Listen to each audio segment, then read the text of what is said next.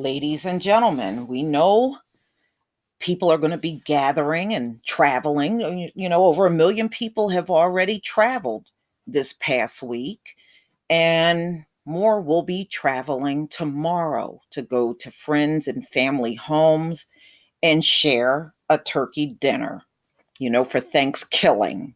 So, that being said, epidemiologists are saying even small, restricted gatherings are not enough to stop a surge.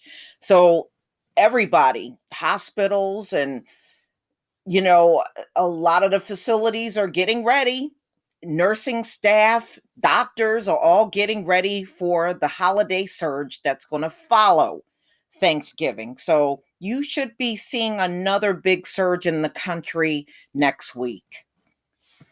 So I'm going to go ahead and play this audio from NPR. This is November 24th, 2020.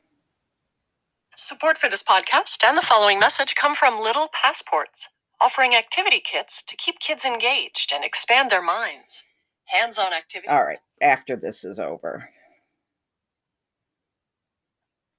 More at littlepassports.com. So, all right. Say it a lot by now, but it is still true. The safest way to celebrate Thanksgiving this year is with members of your immediate household only. The level of coronavirus in this country right now means the chances of encountering an infected person while traveling to a bigger celebration or while sitting at the table are very real. But if we really want to turn this current surge around, epidemiologists say our leaders need to do more than just order people not to see friends and family. That brings us to Ellie Murray. She's one of those epidemiologists. She's at Boston University's School of Public Health, and she joins us now. Welcome. Hi. So what do we know at this point about exactly where people are contracting the virus? So when we look at the reports that the health departments are putting out at each state, a lot of that is happening in workplaces like meat packing plants or warehouses, institutional settings like prisons or retirement communities. And then there's also a lot that's happening in businesses like restaurants and bars where people spend a considerable amount of time indoors with a lot of people that they wouldn't normally be spending their time with. Well, what about small gatherings? Yeah, so small gatherings definitely do have some risk. And I think one of the things that makes them particularly risky, things like sleepovers or dinner parties, is that people let down their guard and they aren't wearing their masks and they're indoors.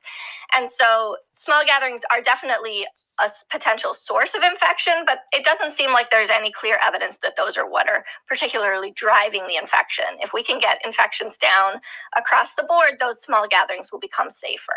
I'm wondering, when we see some states like Minnesota restricting even outdoor gatherings of multiple households, does the science actually back up that those kinds of decisions are helpful?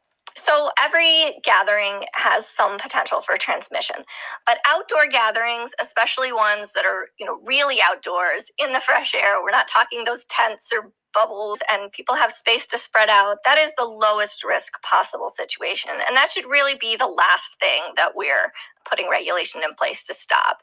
We've seen a lot of governments in the summer were closing beaches and closing parks, and those are actually where we should be encouraging people to go instead of restaurants and things like that. Well, what about curfews? We've seen some states impose a curfew on bars and restaurants. What's the evidence that making people go home at a certain time helps limit spread? So I've spoken with a lot of other epidemiologists and public health specialists, and we're not really sure at all where the justification in terms of the science for these curfews is.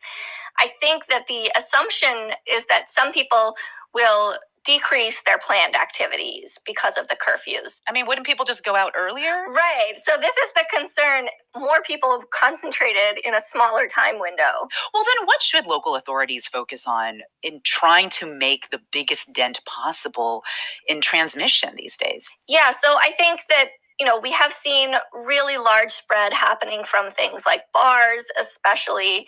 And I think that those places need to be closed down for at least until we can get a handle on the current surge. And also governments need to be thinking about how to help support the businesses and employees in being able to close those places down, restaurants, bars. Also, stronger enforcement of distancing in workplaces. There are a lot of sort of ways that governments can intervene to minimize the amounts of contacts people are having, and they really need to step up and do that. Ellie Murray is an epidemiologist at Boston University School of Public Health. Thanks so much for being with us today. Thanks for having me. All right. You know what? I'm at the point, if people want to be out there and they want to keep themselves open and exposed, let them do it. You know, I think, look, either America's going to either enforce some type of restriction, and if it's broken, there's a consequence. But if that is not your intention, then let them linger on out there. They'll get it sooner or later if they keep themselves opened up enough. But, you know, holidays, look, you're not going to stop anybody in America from gathering if they are determined to do it. And we know they're going to do it. We know many of these people are already at their destination. And as soon as Thanksgiving is over, you're going to have a lot of people on the roads and in the airports traveling back home. So it's going to happen regardless to what restrictions they put in place. These folks have already showed you for months they don't care about these restrictions. We saw it all through the summer on the beach, and people were still having these house parties that were being broken up by the police, and masquerade parties Thanksgiving night, and I mean, not Thanksgiving, Halloween night, and Thanksgiving. Yeah, you're going to have gatherings. I don't believe these are all going to be small gatherings. Some of these people are expecting a lot of folks to show up at their house, and they will show up, you know? So just get ready for the big surge coming in about a week. But y'all, please tell me what you think. Please leave your comment and subscribe. Don't forget to hit on the notification bell, and I'll see you on the next video. Peace, family.